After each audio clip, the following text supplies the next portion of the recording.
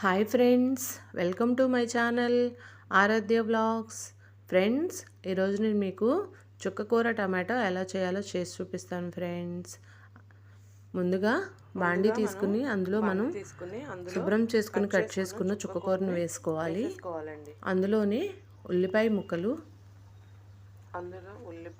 పచ్చిమిర్చి ముక్కలు, టమాటో ముక్కలు వేసుకుని కొద్దిగా వాటర్ వేసుకుని ఉడికించుకోవాలి ఫ్రెండ్స్. ఎక్కువ అవసరం లేదు, కొంచెం సరిపోతుంది. ఇప్పుడు మనం స్టవ్ మీద పెట్టుకుని ఉడికించుకుందాం.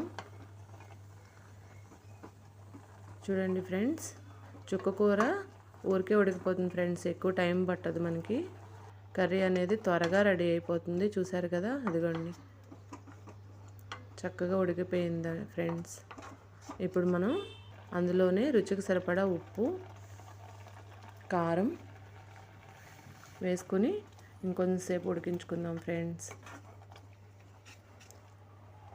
చూసారు కదా, చక్కగా మనకి కర్రీ రెడీ అయిపోయింది ఫ్రెండ్స్.